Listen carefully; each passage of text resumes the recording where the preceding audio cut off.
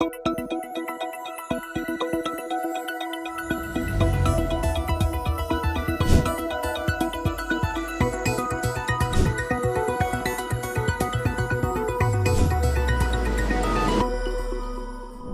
primeiro queria agradecer a Carolina Mourão, o André Calado, o Danilo Igliori, pela colaboração com a apresentação de hoje. Então, eu passo imediatamente a palavra, Carolina, em primeiro lugar. Né?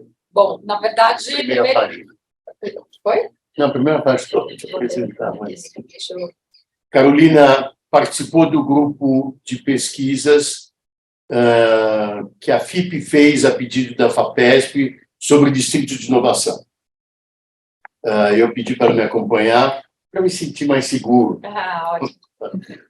E é um grupo grande de pesquisadores de diversas áreas, que era cerca de 30 pessoas, em 2 projetos de pesquisa. O primeiro foi sobre a área do CEAGESP, e o segundo sobre a área mais do lado de cá, incluindo outras áreas do governo do Estado, que é uma área em frente ao IPT, do outro lado da Avenida Politécnica, do governo do Estado, onde hoje está a Secretaria de Ciência e Tecnologia, e tem uma área contígua da USP. O governo do Estado chamou de CITI, desde o início, que era um Centro Internacional de Tecnologia e Inovação, e agora é o CITI São Paulo expandido, que tinha o CITI 1, que é a área do IPT, e o projeto do IPT Open, o CITI 2, que é justamente essa área, cerca de 45 mil metros quadrados, do outro lado da Avenida Politécnica, onde está a Secretaria de Ciência e Tecnologia, e a área de também tamanho aproximado de 45 mil metros, da USP, esses 90 mil metros, em frente ao IPT, do outro lado da Avenida Politécnica. O CITI 3 era composto pelo Bota-Fora da EMAI, que é onde a EMAI depositava as coletas do fundo do Pinheiros, e o Centro de Detenção Provisória de Pinheiros. Os 2 casos têm questões próprias, que evidentemente visam um prazo mais longo, quer dizer, o terreno da EMAI é de uma empresa de capital aberto, com acionistas privados, e tem questões também ambientais, que era justamente onde se depositava a coleta de fundo do rio, e tinha que ter questões ambientais. E o Centro de Detenção Provisória de Pinheiros, que é outra parte do CITI 3, que é um equipamento muito importante do ponto de vista da administração penitenciária de São Paulo, próximo do centro grande da cidade e da região metropolitana. É um equipamento difícil de repor e, portanto, não é uma questão de curto prazo. Então, o CITI 3, que é o Bota-Fora da EMAI, e o CDP são questões de longo prazo. O CITI 4 é justamente a área do CEAGESP, que havia sido objeto do estudo anterior. Essa área derivou a provocação do CITI, do CEAGESP, como a consequência de uma decisão do governo do Estado de abrir uma MIP, uma manifestação de interesse privado, sobre uma nova área de distribuição grande atacado para abastecimento de São Paulo. Ao fazê-lo, e a ideia era justamente mover a função do CEAGESP para perto do Rodoanel, você, evidentemente, concomitantemente, levanta a questão o que vai ser feito na área do CEAGESP, e a ideia a prefeitura já tinha essa ideia dentro das suas legislações do plano diretor de fazer uma área de inovação e de apoio à ciência, tecnologia e inovação na área do CEAGESP. Então, o primeiro projeto relativo à área do CEAGESP derivou dessa intenção do governo do Estado de mudar o CEAGESP para a parte do Rodoanel, que é também um projeto que está em curso, por enquanto, indefinido. Do ponto de vista da área específica do CEAGESP, nós teremos também ocasião de falar da questão jurídica, é uma área de uma empresa pública federal. O CEAGESP é uma empresa pública federal e, portanto, a decisão do que fazer dependia de decisões do governo federal. Mesmo dentro do governo federal, tinha 2 ou 3 discussões, porque O Ministério da Agricultura dizia que era ele que devia dizer onde era a área, porque, afinal, tinha uma função de abastecimento. E, no entanto, ao mudar para o Rodoanel, digamos, essa função se perde, portanto, o Ministério da Ciência e Tecnologia diz, não, essa área é minha, entre aspas, porque é um instrumento de promoção de ciência, tecnologia e inovação. E o Ministério da Fazenda, por seu lado, no governo anterior, dizia, essa é uma área destinada à privatização, nós vamos privatizar tudo e, portanto, é do Ministério da Economia. Nessa discussão federal, acabou prevalecendo o Ministério da Economia e que contratou também o BNDES como agente financeiro de modelagem e avaliação da área e que, no entanto, pois foi modificado quando o governo anterior decidiu não mais privatizá-lo e sim ocupá-lo de uma forma mais ligada, digamos assim, aos propósitos de então, do governo federal de então.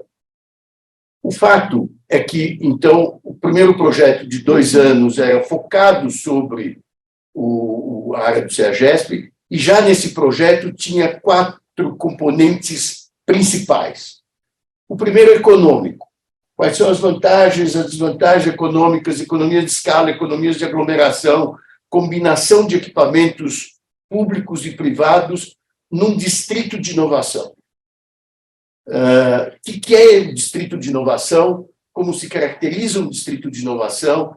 Como ele se diferencia de um parque tecnológico ou de um arranjo produtivo local ou de parques industriais? Em suma, já era uma questão conceitual do que é um distrito de inovação. E uma questão de estratégia de ciência, tecnologia e inovação. Se a gente, de forma talvez um pouco grosseira, identificar 3 níveis de ciência, tecnologia e inovação, em um nível, ciência pura, ensino, pesquisa, que são as universidades. E olhar para o estado de São Paulo, tem USP, Unesp, Unicamp.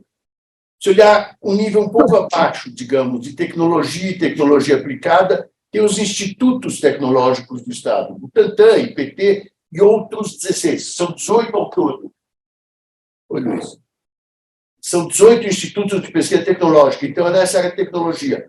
Inovação é algo, a tecnologia muitas vezes tem já alguma participação de empreendimentos, de iniciativas privadas, mais do que de ciência pura universitária. E na área de inovação já está mais próxima do mercado. Quais são as necessidades do mercado, quais são as potencialidades, startups, financiamentos, fundos de investimento em fronteiras de inovação, etc. Então, são 3 níveis. A questão, portanto, primeira era um pouco a questão jurídica de quem que é a terra, e que depende, você pode fazer uma coisa ou outra em função de respostas jurídicas à questão colocada. Nessa primeira, aliás, tratamos não apenas dessa área do CEAGESP, mas também da Fazenda Argentina, que é uma área quase do tamanho da Unicamp, contígua à Unicamp, e que a Unicamp quer utilizar como uma base de inovação também, que a Unicamp chama de HIDS, um Hub Internacional de Desenvolvimento Sustentável. E, portanto, o que depende do ponto de vista jurídico de uma área que é pública, de uma área de uma empresa pública, que tipo de mecanismos e de instrumentos podem ser juridicamente utilizados, que é uma área especialmente que a Carolina cuida também, junto com outras pessoas do projeto, que é toda a questão jurídica. Então, tem uma questão econômica, tem uma questão jurídica relevante, tem uma questão urbana e urbanística fundamental. No fundo, são trechos de cidade que têm como uma das suas características mais marcantes. Eles são trechos abertos, precisam atrair pessoas, são trechos de interface multifacetadas do ponto de vista setorial e do ponto de vista do tipo de equipamento público e privado que partilham esse espaço, mas que tem que ser um espaço amigável a receber múltiplas presenças, quer de instituições puramente públicas, quer privadas, quer mistas, quer de ciência pura, de inovação, quer de indústria criativa, design, gastronomia, moda, coisa do tipo, quer dizer, são ambientes são trechos de cidade, mais do que parques tecnológicos, que muitas vezes não têm uma identidade setorial específica, salvo em algumas áreas, mas o parque tecnológico às vezes se desenvolve aonde há uma certa identidade setorial. É exemplo de São José dos Campos e aeroespacial, é exemplo de São Carlos e equipamentos médicos. Então, o parque tecnológico é, em geral, um equipamento, um instrumento com conteúdo imobiliário forte e com uma multiplicidade de presenças ao redor de uma certa área. Diferente, inclusive, de distritos industriais ou de arranjos produtivos locais, que muitas vezes têm uma identidade setorial e de produtos muitas vezes maior, seja confecção, seja bijuteria, joias, etc., com múltiplas empresas pequenas e concorrentes entre si, em princípio, e, ao mesmo tempo, quando dão conta de demandas de mercado mais amplas, elas se juntam no abastecimento ou de exportações que exigem volumes maiores ou mesmo de mercado interno. Então, são características setoriais de tamanho de empresa, de inovação, de perspectivas de mercado distintas, conforme você identifica cada um. O primeiro projeto cuidou bem dessa questão conceitual, da questão urbana-urbanística, acessos, mobilidade, formas de entrada, de presença, de saída, etc. Você tem, às vezes, algumas bases de novas empresas, de hub ou de startups, com dificuldades de entrada aqui, por exemplo, no CIETEC, que está perto do Instituto Nuclear, lá do CNPq, que tem dificuldade de entrada, as pessoas não conseguem entrar porque têm identificações próprias. Ou dentro do IPT, que é uma área específica, ou dentro de uma universidade, Unicamp, USP, que tem suas regras, além mesmo de acesso. Conceitual, urbana-urbanística, econômica, economias de escala, economias de aglomeração, economias, valores econômicos que justificam uma iniciativa público-privada. No fundo, você tinha como lógica por trás formas de mobilizar capitais privados em projetos de interesse público,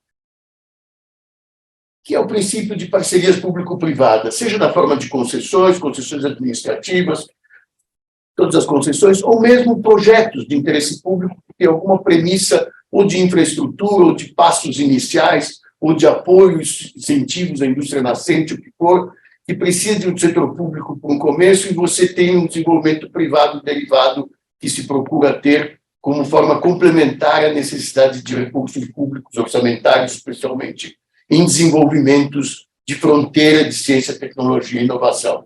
Parcerias público-privadas a gente pode entender dessa forma, como o mínimo gasto público, não apenas necessário, mas suficiente para mobilizar interesses privados, capitais privados, em projetos de interesse público.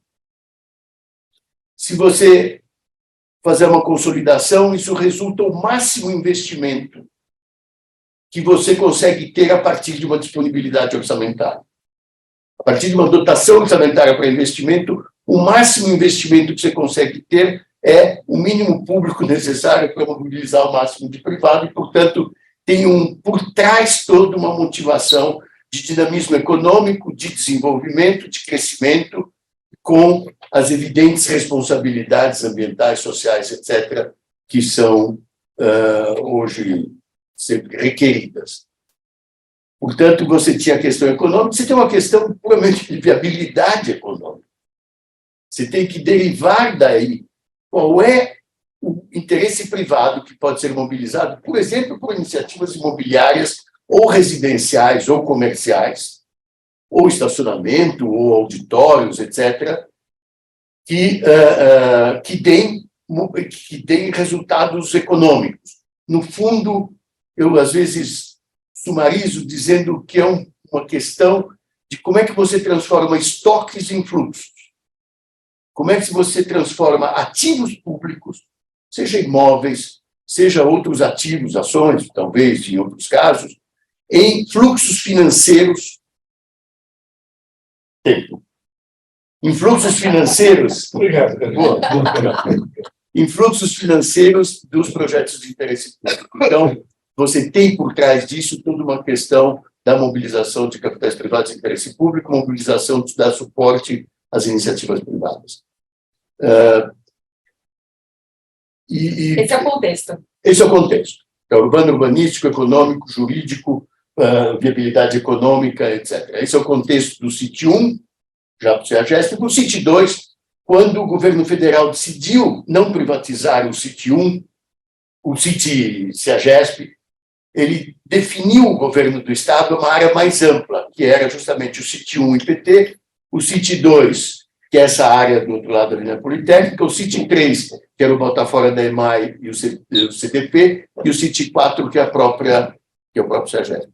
Nós preparamos, Carol, na verdade, me ajudou a preparar uma apresentação que eu já estou atropelando, podemos correr por ela. Eu vou tentar correr por ela em 5 minutos, 10. Tá bom, E depois eu passo a palavra para você, pode ser? Pode. Talvez o que eu possa... Posso fazer uma rápida... bom, perigo, assim, juntar a Andréa Calab, né, e eu também. A gente está sem os nossos colegas que vão recortando. Acho que Calab e eu gostamos muito de falar em detalhes dos projetos e nos envolvemos muito. Eu queria só rapidamente contar que eu enfim, tenho trabalhado nesse projeto há alguns anos. Minha formação é em Direito, eu sou advogada, então, naturalmente, a minha apresentação vai ter um recorte um tanto jurídico, mas nos últimos 20 anos eu venho trabalhando com ciência, tecnologia e inovação. Permite. A Carol trabalhou na Secretaria de Ciência e Tecnologia, a Carol trabalhou na FAPESP, a Carol está no Instituto... No IAR, Instituto de Estudos Avançados, especialmente no Observatório Jurídico do Instituto de Estudos Avançados da USP. Isso. Lá, no IEA, nós temos o Observatório de Inovação e Competitividade. Recentemente, eu assumi a coordenação, em conjunto com outros colegas, o Vitor Monteiro e o Rodrigo Brandão. Nós somos os coordenadores do Observatório de Inovação do IEA, e a gente vem desenvolvendo diversos projetos relacionados a direito e inovação, né? Naturalmente, eu acabo tendo esse recorte. E nesses últimos anos eu venho trabalhando tanto em projetos de inovação que envolvem parcerias público-privadas, como também em projetos, enfim, por exemplo, com inovação em governo, inovação aberta. E aí acho que é importante, talvez, André, se você concordar, a gente tentar a gente apresentar o projeto a partir da contextualização do debate sobre distritos de inovação. Então, André apresenta. Bom, a Vera, né? Posso apresentar toda a equipe que fez o trabalho com a gente, né? Mas é uma equipe de urbanistas, arquitetos, advogados, economistas. A gente pode... Eu mencionava na área jurídica a Vera Monteiro, que é sócia do Carlos Ari Sundfeld no escritório Sundfeld, que também tem muita prática de trabalho. Legal. Bom, então, esse projeto, como a Andréa mencionou, o projeto do Distrito de Inovação, do CIT, é um projeto que tem inúmeras interfaces, inúmeras dimensões. Então, tem uma dimensão econômica, urbanística, jurídica, econômica. Aqui a gente vai tentar apresentar um pouco de tudo. A gente tem uma apresentação que é bastante extensa, então a gente, no fundo, vai correr um pouco por essa apresentação. Mas a ideia era começar apresentando a contextualização desse debate, então olhar para Estados Unidos, Europa, China, o que eles vêm fazendo nesse sentido, mas de maneira muito rápida, mas é só para entender que é um projeto que não é um projeto pontual, que é uma decisão do Estado ou da FAPESP, ou enfim, ela está conectada com diversas políticas de inovação no mundo, né? É uma dinâmica global. Então o Distrito de Inovação, ele tem essa dimensão local, uma dimensão regional, mas ele tem notadamente uma dimensão global de conexão das iniciativas, da política de inovação e da política de desenvolvimento econômico do Estado de São Paulo, mas também sua conexão com o mundo, e entender um pouco o que vem acontecendo. Isso a gente vai passar, até o André selecionou um vídeo que eu acho que é bastante interessante, né, para apresentar. A ideia é dizer o que são os distritos de inovação. O André já mencionou no que eles são diferentes de outros ambientes de inovação e criatividade. Por que eles têm, por que os governos têm investido nessas iniciativas, por que o setor privado também tem se interessado muito na criação dos distritos de inovação. E aí, acho que também seria muito interessante apresentar, ainda rapidamente, porque a gente tem muito material, apresentar rapidamente o que foi feito efetivamente no projeto do CIT 2, né? Tem do CIT 1 a 4, mas acho que é importante nós termos uma visão de conjunto para ver que esse é um projeto que ele não está mais apenas no abstrato. A gente já caminhou muito como equipe, era uma equipe interdisciplinar, multidisciplinar, uma equipe que foi mudando ao longo do tempo. Isso começou em 2018, estamos, né? Então, é uma equipe. Acho que, assim, é um projeto que eu realmente visto a camisa do projeto, acho que nós todos, todo mundo tentou contribuir em diferentes tempos, formas, e aí, o que é importante notar, assim, claro, vou puxar a sardinha para o meu lado, né? Tem uma dimensão urbana-urbanística muito forte no projeto, econômica, mas aqui, no caso, eu vou chamar atenção para a estratégia de ciência, tecnologia e inovação envolvida nesse empreendimento, né? Ele é diferente de outras iniciativas, por quê? Porque tem uma dimensão urbana-urbanística, sem dúvida, tem uma dimensão social, mas aqui o recorte dessa apresentação seria essa dimensão CTI, né? Ele não é um empreendimento imobiliário, tão somente, ele tem o cerne, um dos pilares, digamos assim, tem vários pilares, um é essa dimensão CTI. E aí depois a gente tem esse debate com o Danilo. Então, para começar... Deixa eu pegar claro, esses 2 pontos que, como introdução, justamente... Quer que eu volte lá? Pode. À medida que a Carol estava falando, eu queria enfatizar 2 questões que eu lembrei. Uma fundamental, assim, trata-se de competitividade. Uhum. De produtividade por trás e competitividade.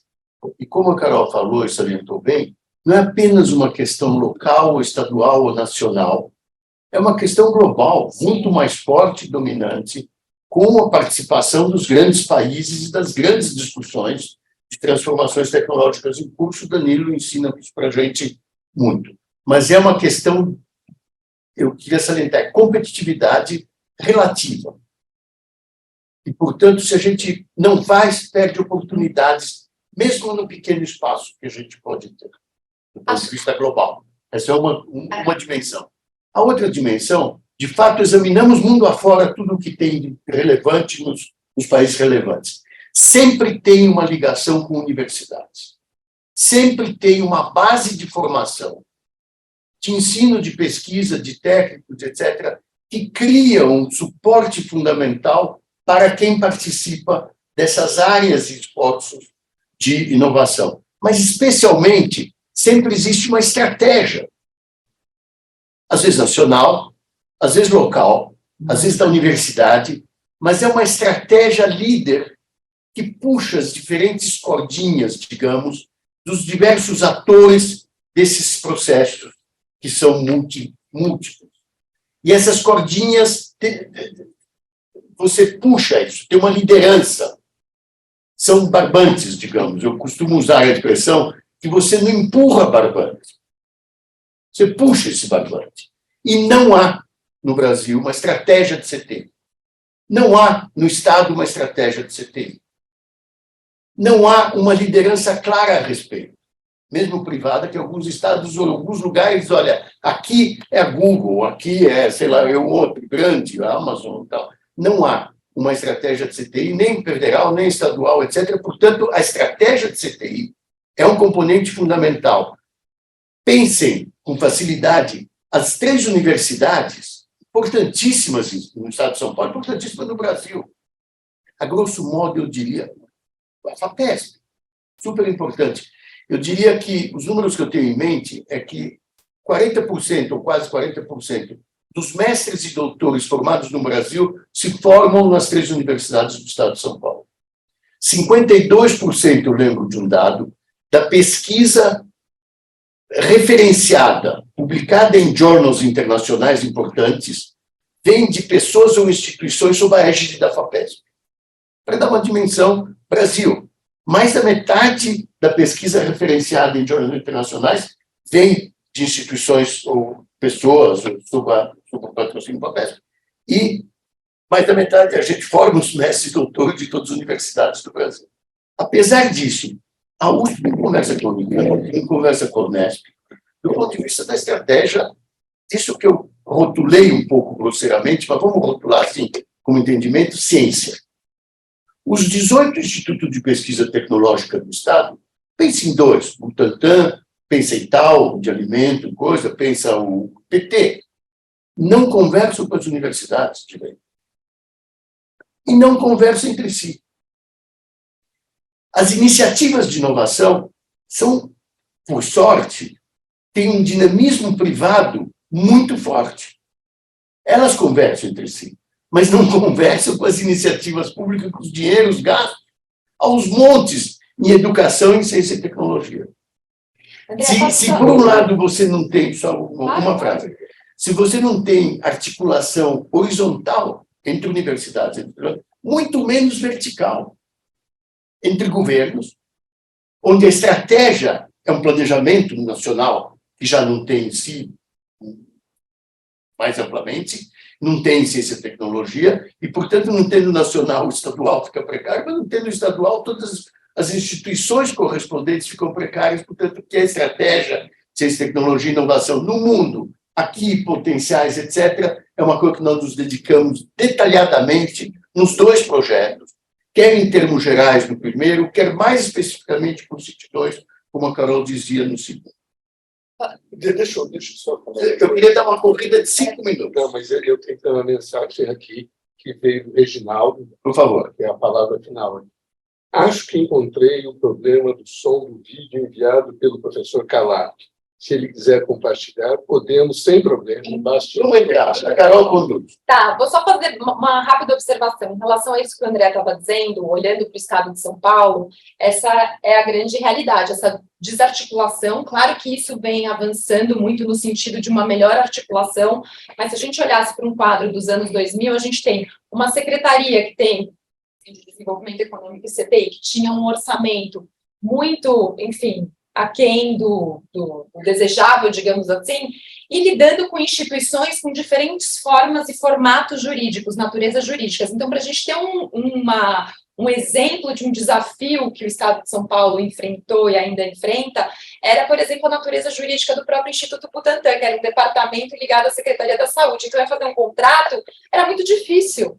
Então, ao lado de toda essa, entre aspas, desarticulação, ao lado dessa questão orçamentária, tem também questões jurídicas, né, que vêm sendo resolvidas por meio da edição de leis, decretos, e a coisa vem avançando, mas é fato que há muitos entraves para que haja as condições necessárias para o Estado inovar em parceria com o setor privado. Institucionais.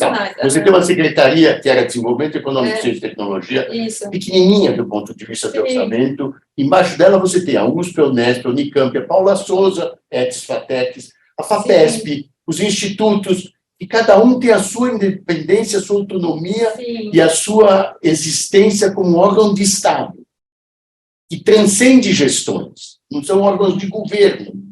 E, portanto, você tem aqui uma questão super importante. Vamos entrar na apresentação. Começa a apresentação, vamos ver. Entra, por favor.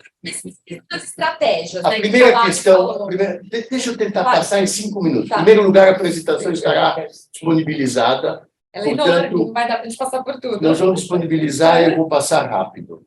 Daqui que passa? Aqui eu posso ir passando. Onde está? Não. Daqui. A questão americana, evidentemente, não são Estados Unidos e China. Numa luta tecnológica que todos conhecemos. Basta pensar na inteligência artificial, nos chips, nas coisas. Portanto, tem uma coisa grande de Estados Unidos e China. Aqui, volta. Aqui, o número de autores de machine learning systems, sistemas de inteligência artificial por países. Está tudo ali em cima nos Estados Unidos, no amarelo. E você tem alguma coisa verde também, que são os seguintes, aqui no Oriente Médio. Pula. Por favor. Europa. Não, aqui. Não, Europa. Europa, evidentemente, tem todas as questões Europa e Estados Unidos. Hoje a gente percebe, por exemplo, nas áreas de defesa. Relativamente à questão Rússia, energias, todos os desafios de energia, e China.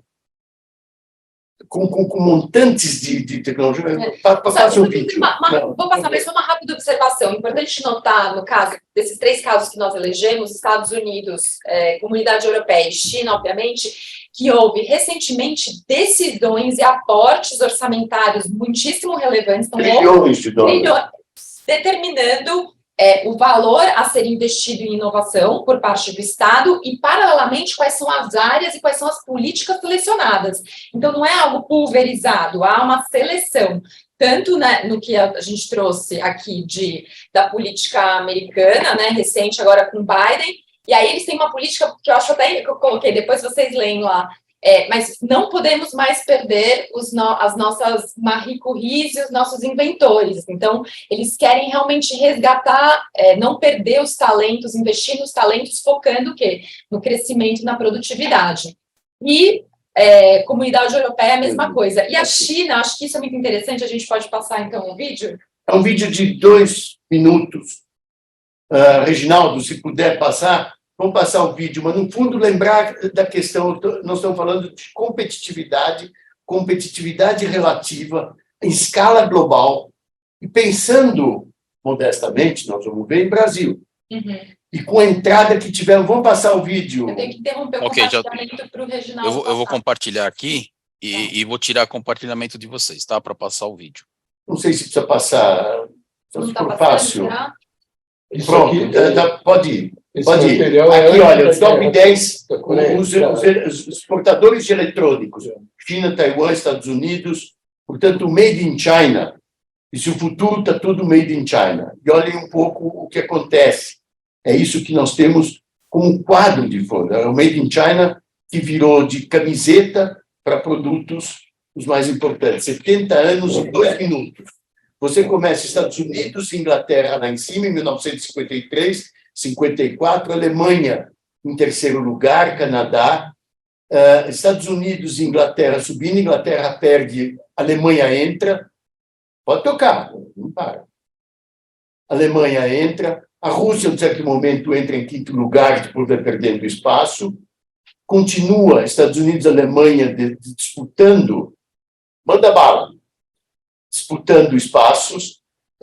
Em 74, você tem o Japão entrando, e o Japão fica em 3º lugar, abocanha a França, tem alguma coisa dos petróleos que pegam, mas aqui a Alemanha, em 86, passa a ser em 1º lugar, maior exportador mundial de exportação de mercadorias. Manda bala. 30 anos atrás, 91, estavam os Estados Unidos, a Alemanha. Vai. O Reginaldo está passando. Reginaldo. Estados Unidos, Alemanha, o Japão ainda aí, pode ir. Entre a China em 97. 97 entre a China. Percebe que vai subindo a velocidade que vai ganhando espaço. Chega em 2003, 2004, olha a China em 3º lugar. 2006 em 2º. 2008. E 2008 em 1º. E olha o tamanho relativo da China sobre os Estados Unidos e Alemanha. Pensa a coisa que nós estávamos falando antes, da questão de inovação tecnológica de Estados Unidos, China, brigando em bases fundamentais, Europa um pouco por sua participação e dado mais recente da China e Estados Unidos. É disso que se trata. E nesse, o Brasil tem uma participação pífia, do ponto de vista dos volumes de recursos a serem destinados em ciência e tecnologia, relativamente aos trilhões que a Carol falou. E essa estratégia da China, né, de 2025 ser... Muda um pouquinho, já volta um pouco. Não. É que a gente não consegue mexer. Bom, não tem importância, mas tem estratégia, isso, volta mais um. Aí. Você consegue aumentar? Não. Você tem? Não conseguimos aumentar. Posso aumentar? Bom, no caso, são... 10 setores-chave. São 10 setores-chave de energia, de novos materiais, de médico, agricultura, power, formas de transporte e logística, aeroespaço, navios, trens, controle numérico e inteligência artificial. Quer dizer, é uma velocidade de inovação e de transformação absolutamente nova mundialmente. A gente vê, tem uma outra tabela que era o tempo que demorava para uma nova tecnologia ser absorvida por 1 milhão de pessoas. Todo mundo deve ter visto isso. É assim, telefone, 20 anos, 30 anos, e agora... E o chat GPT, 2 meses. Então, esse é o quadro de fundo do projeto, que a gente não pode estender, porque senão não pode, mas vamos ter que falar alguma coisa de ciência e tecnologia. Avança, por favor. Acho que daí acaba o vídeo. Avança, acaba, pode ir. Bom, isso era só para apresentar esse contexto do arcabouço jurídico institucional no Brasil, né, que para que um país possa inovar é preciso ter um sistema nacional de inovação, e o Brasil dispõe. A gente queria mostrar um pouco essa evolução, tanto do ponto de vista das instituições como das normas, das leis, né, do arcabouço jurídico. Você quer passar por isso, Andréa? Não, podemos passar na construção institucional, que tivemos passos, do CNPq, CAPES, FAPESP, IPEA, BNDES, até a consolidação, Lei do Bem, FNDCT e coisas do tipo.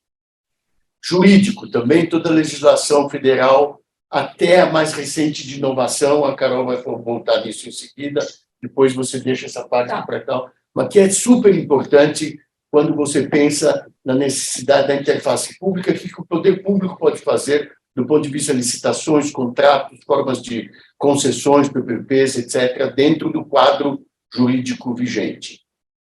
Isso aí era para falar, enfim, do que significa inovar, né? O que o Estado, o que as parcerias, o setor privado, o que se deve levar em consideração quando está falando em inovar. Mas acho que a gente pode passar, Andréa. A questão de conceito. Conceitos de ambiente, de inovação e criatividade. Então, aqui, enfim, eu trouxe para apresentar muito mais uma tabela e mostrar que existem diversas interpretações, mas para mostrar que existe uma grande categoria que são os ambientes de inovação, e embaixo desse guarda-chuva ambiente de inovação a gente encontra as espécies, digamos assim. Uma delas é justamente o distrito de inovação. Pode ir para a próxima, André. O ecossistema de inovação se constitui em um conjunto de indivíduos, comunidades, organizações, recursos, normas e políticas por meio de universidades, governo, institutos de pesquisa, laboratórios, pequenas e grandes empresas, etc. E no próximo a gente tem esses ambientes promotores de inovação e espécie, né, que é justamente o que você mencionou no início. A diferença entre parque científico, distrito, polo tecnológico, cidade inteligente, que é coisas que a gente aprende muito também com o Danilo. Então, e acho que a questão-chave, André, só falando muito rapidamente é o que você mencionou. Parques científicos e parques tecnológicos, eles não têm uma conexão com os centros urbanos. Isso significa que a ideia de cidade para distritos de inovação ela é fundamental, né? O que o André mencionou. Os distritos de inovação, eles envolvem trechos de cidade, trechos urbanos. E aí tem uma diferença nesses ambientes promotores de inovação, que são os distritos de inovação e o conceito de cidade inteligente.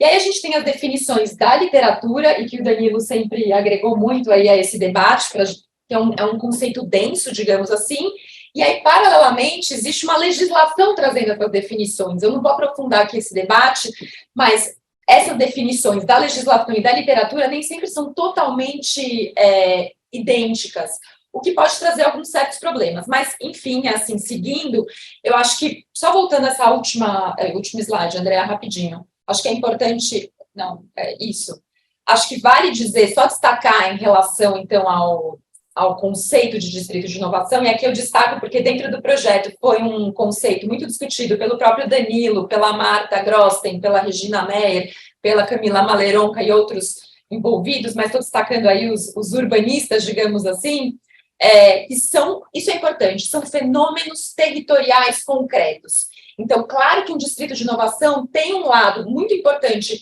que é virtual, que ele é multiescalar, que ele é global, mas ele é também um fenômeno territorial concreto, que acontece em contextos muito variados e que tem essas relações multiescalares. Isso é fundamental, porque um parque tecnológico não tem essa identidade. Eu só quero lembrar que nós estamos na FIP, na Faculdade de Economia, enfatizando dimensões econômicas, especialmente dentro desse quadro mais amplo, para não me perder muito da questão urbana, urbanística, que é muito ampla, que é muito geral, evidentemente, alguns exemplos nacionais, internacionais, levando, mas nós queremos falar do CIT, e mais especialmente do CIT 2, como a Carol falou.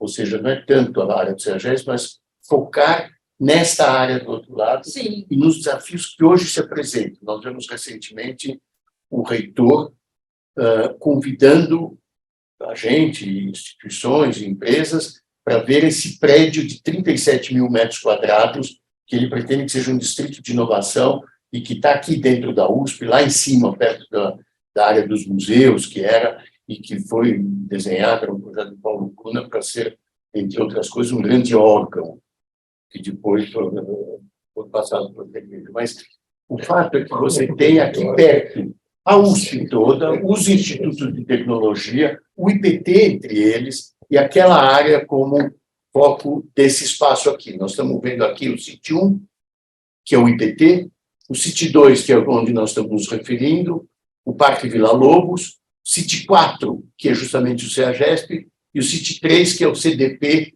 e o Botafogo da EMAI, que é esse quadro, essa coisa. Aqui é uma visão do conjunto. Sim. A Raia Olímpica lá à direita, a Avenida Politécnica aqui à esquerda, o IPT Open aqui na esquerda, o CIT 1, e a USP aqui embaixo à direita, aqui no meio, no centro-baixo. Aqui a área do CIT 2, onde a área de baixo é do governo do estado, onde está a Secretaria de Ciência e Tecnologia, a área de cima é o terreno da USP. A ideia do CIT 2 é um pouco combinado, no entanto, USP é USP e governo do estado é que a gente focou, porque o governo do estado decidiu fazer uma concessão. E, portanto, todos os elementos que o projeto estava estudando serviram de base para o edital de uma concessão pública, que é a Subsecretaria de Concessões e Privatizações do Governo do Estado abriu um edital, publicou um edital, está em chamamento público para opiniões. O IPT Open já está aberto, né? Sim, o IPT Open está aberto e vai relativamente bem. Ou seja, o IPT Open, como uma empresa pública, ela tem facilidades jurídicas, inclusive, para fazer concessões e subconcessões de prédios e terrenos que são da empresa. Sim. Portanto, a governança, digamos, a base jurídica é a base jurídica de uma empresa que é diferente da base jurídica da universidade ou da Unicamp ou do governo do estado de poder mobilizar ativos próprios. Como sempre, os princípios são planejamento. Para o projeto urbano, né? Esses são os princípios para o projeto urbano, né? Do sítio. Planejamento, integração, mobilidade urbana, qualificação ambiental e infraestrutura. Aqui, de novo... Articulação entre o sítio 1 e o sítio 2. Como é que vai juntar o sítio 1, o IPT, com o sítio 2, que é aquela área... No fundo, tanto a USP quanto o IPT são fechados, e o desafio é como é que se torna aberto. O metrô e a CPTM estão do outro lado. Como é que você chega aqui?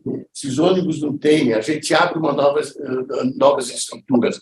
Você tem questões de contaminação de solo, e especialmente de drenagem urbana, muito importantes. Toda a área do CEAGESP é inundável, do lado de lá.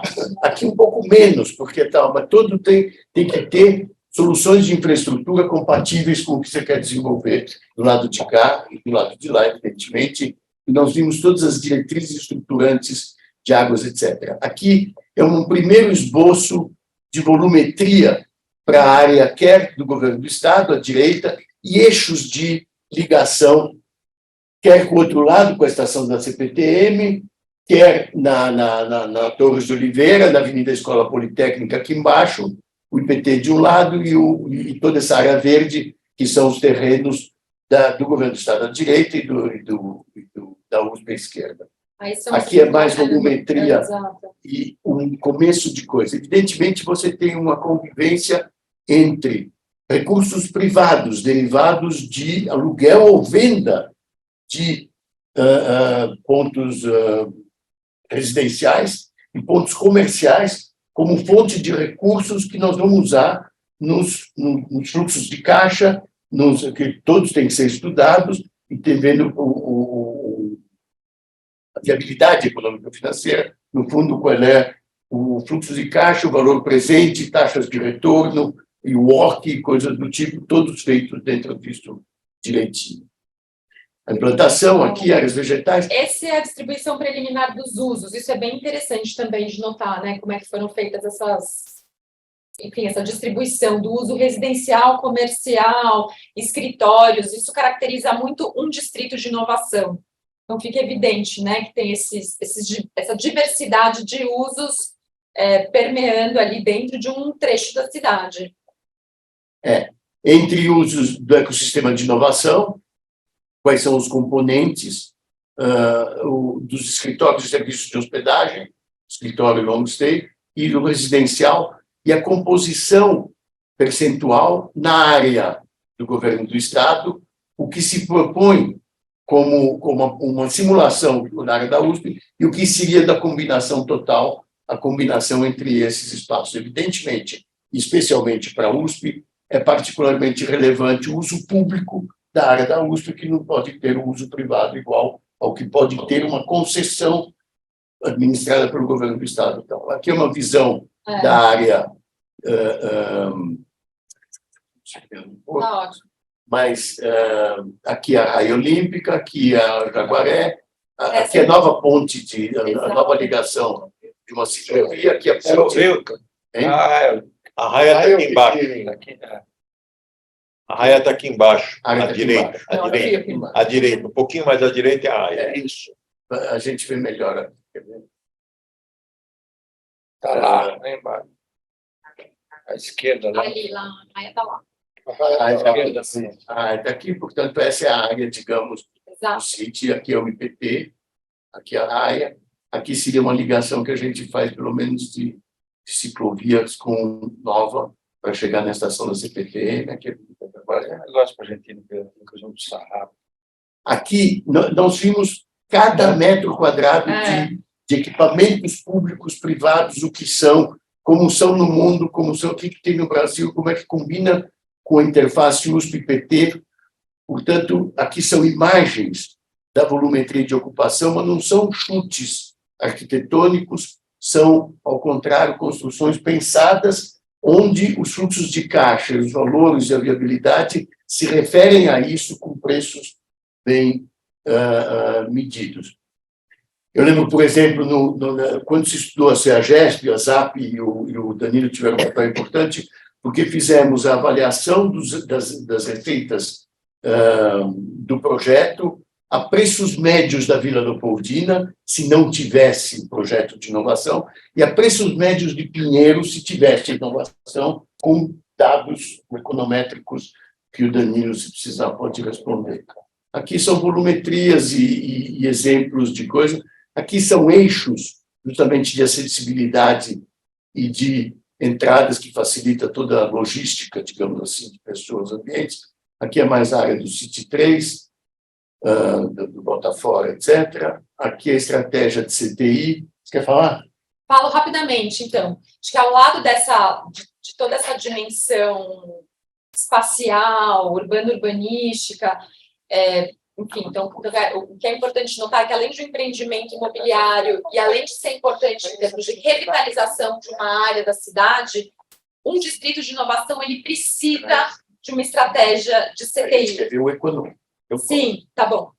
E aí, nessa estratégia de CTI, só queria relatar rapidamente, né? Para chegar a uma estratégia de CTI, não foi uma tarefa fácil, também não é uma estratégia elaborada a partir de conceitos abstratos e que a gente pensou e fez um conjunto de propósitos, objetivos e colocamos num papel. Houve uma equipe grande trabalhando nessa frente de ciência, tecnologia e inovação, e aí, em primeiro lugar, foi preciso fazer um diagnóstico com dados econômicos do Estado de São Paulo e também com dados de ciência, tecnologia e inovação. Foi preciso casar essas duas frentes. E então, primeiro foi preciso entender, né, enfim, pontos fortes, pontos fracos da economia do Estado de São Paulo e da região, do local, mas também todo um levantamento a respeito da infraestrutura de CTI. É preciso entender quantos laboratórios tem no entorno, quantos laboratórios tem na USP, quais são as áreas fortes, quais são as possíveis vocações. Eu só lembraria que nós somos pressionados pelo governo do Estado, Sim. porque ele queria publicar o edital de concessão dentro da gestão. Portanto, tivemos que correr com todos os dados para todas as coisas. Mas só... Eu vou falar. Não, mas rapidamente, só uma questão. O que é interessante de um distrito de inovação é que isso é bem claro e a gente colocou dentro do propósito, né? O que ele não vai? Ele não vai resolver todos os problemas de ciência, tecnologia e inovação do Estado. Ele tem, na verdade, uma estratégia em que ele vai focar em certas áreas. Então, tem alguns objetivos estratégicos que foram identificados a partir desses levantamentos de dados econômicos, a partir desse levantamento da infraestrutura de CTI e a partir de conversas com o mercado e com atores-chave. E o que é interessante notar? Que os diversos atores-chave, sejam eles empresas, Google, empresas da indústria farmacêutica ou pessoas do IPT, do Butantan, têm visões distintas a respeito do distrito, então é preciso casar essa visão. Então, quem está de fora, por exemplo, olhando fora do Brasil, entende que o distrito poderia focar, por exemplo, em tecnologias relacionadas ao mercado financeiro. Outros olham, não, teria que ser área médica. Então, foi uma grande dificuldade tentar trabalhar com essa ideia da vocação. Tem uma dimensão um pouco salientada na nossa discussão, que é a social. São áreas que têm comunidades importantes, fortes, e que, portanto, a dimensão de emprego social, impacto sobre o emprego, como absorvê-los, como respeitar esse conjunto de habitações e as possibilidades de habitação de interesse social são, evidentemente... Dentro do distrito? Habitação de interesse social dentro do distrito? Não, ao lado tem muita favela. Sim. Do outro lado, tem a favela da Linha, tem a favela de Jabaré, tem a favela aqui. Então, você tem um ecossistema, digamos, do ponto de vista social, do entorno, que tem não apenas suas dimensões de conteúdo, de inovação, de estratégia, mas tem também dimensões sociais e ambientais, como nós falamos, superficialmente, que tem que ser respeitadas. E tem que ser pensado. Respeitar o tratado. Eu sei, é uma O hora. Danilo faz parte do... Quem? Faz parte, ele já... Então, eu queria que vocês lembrassem que ele vai falar também. Está bem. Você tem investimentos da ordem, estimados, de 230 milhões de reais, os obrigatórios, que são basicamente passos que devem ser feitos de parcelamento da gleba, execução de obras, equipamentos de CTI, construção da ciclopassarela, construção de usos complementares da CTI. Você tem uma realização, um fluxo de caixa ao longo dos próximos 20, 30 anos, que depende, evidentemente, o ritmo que o mercado absorve essa coisa, muito importante, também no outro estudo, mas aqui também você tem que ter uma compatibilidade da absorção de metros quadrados comerciais e residenciais. Você tem estimativas de receita, fluxos de caixa, quer de alienação de terrenos na área do governo do Estado, preços de venda, preços referenciais de venda, mix de receitas entre escritórios residenciais, CTI, que estão aqui no tempo, fluxo de caixa do projeto, o cronograma referencial da concessão. A concessão tem um valor de 486 milhões de receitas, uma receita operacional total de 1,1 bilhão de reais. Você tem... aqui já é parte da equipe, mas o fato você tem um WOC, um custo médio de capital da ordem de 10%, 9,7%, se eu não me engano, e uma taxa interna de retorno também da ordem de 10%.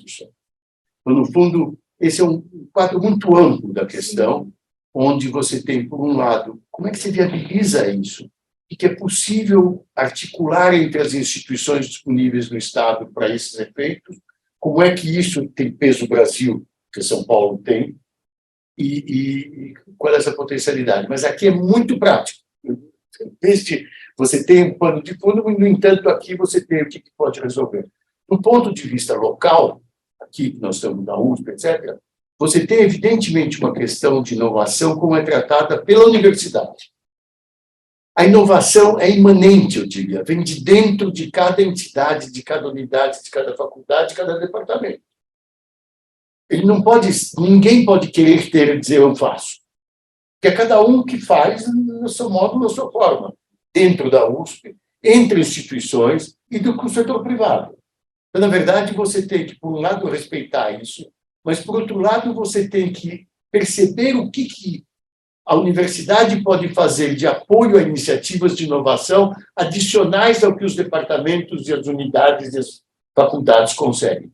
A dificuldade de ver isso é mostrado quer pela resistência, às vezes, que você tem de unidades, quer pela construção de iniciativas de inovação que a universidade tem, desde o edifício aqui, que fica parado um monte, o Inova USP, que tem, Lá naquele terreno tem um prédio de inovação, o CIETEC, por outro lado, não sabe o que fazer. E o prédio de 37 mil metros que o reitor está dizendo que ele quer fazer um distrito de inovação, mas que ninguém chega.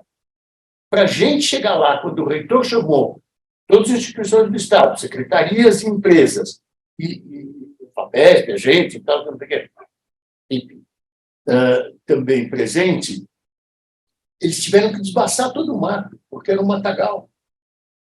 A cana tinha crescido. É uma área de Mata Atlântica, você não pode entrar. Você precisa de licença ambiental. Então, na verdade, a resposta pode ser dada pela articulação entre as instituições. A USP precisa ter várias ambições. A USP e PT também conversam pouco.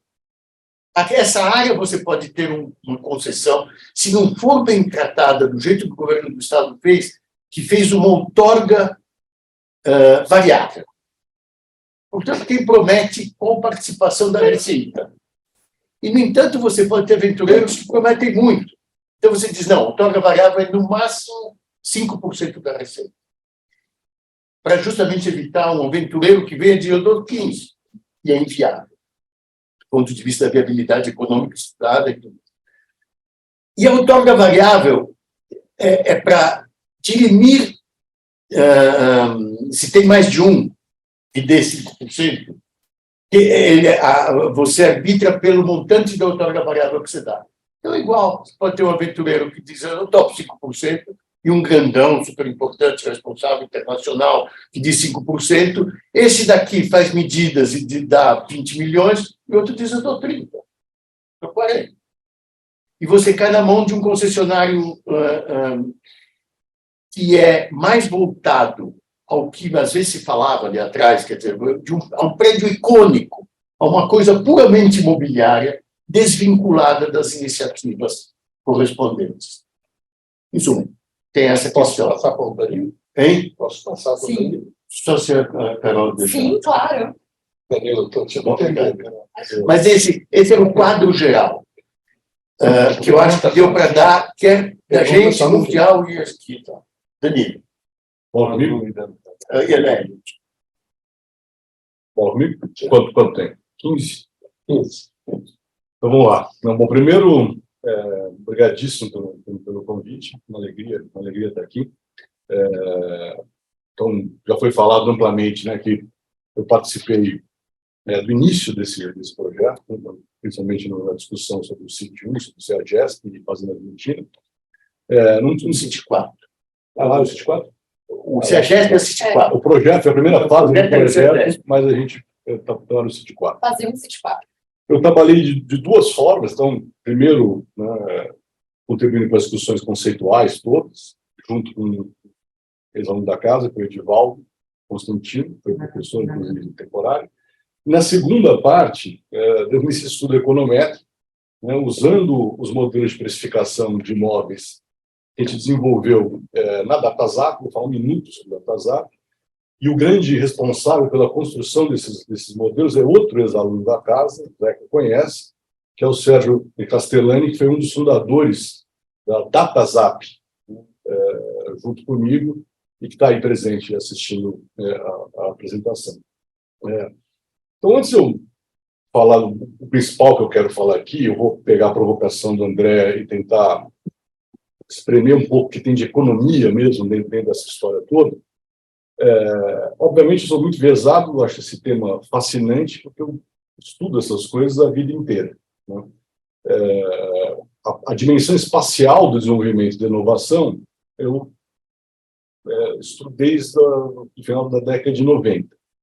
E a dimensão das relações de tecnologia e desenvolvimento, eu estudo desde a década de 80, né, por culpa do coordenador aqui do nosso seminário, o professor Hélio Nogueira, que me motivou a entrar nesse tema, via Schumpeter, né?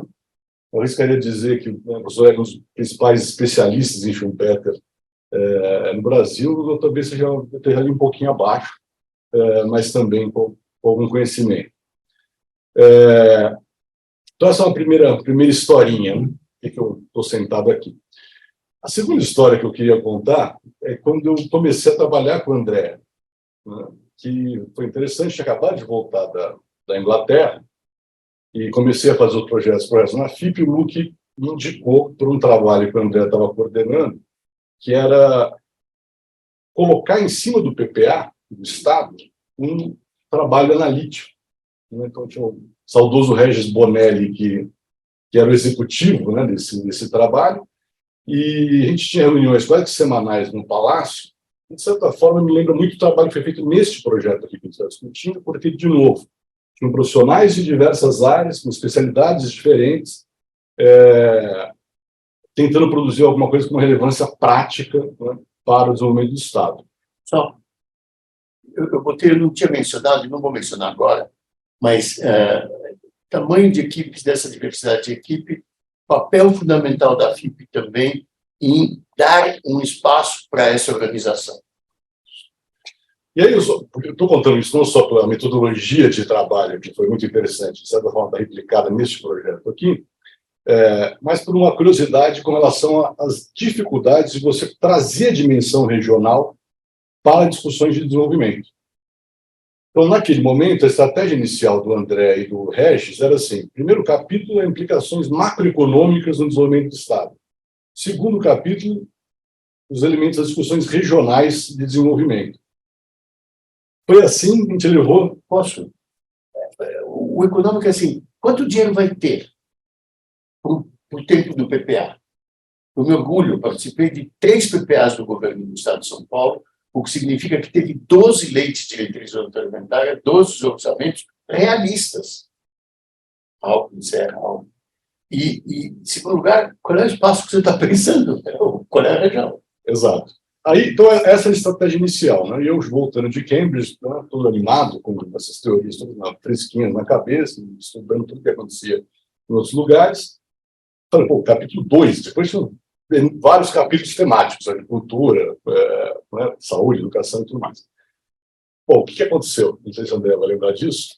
Quando a gente acabou as primeiras versões, a gente começou a mostrar para as autoridades e diversos políticos interessados no PPA. Né? O PPA é orçamento do Estado.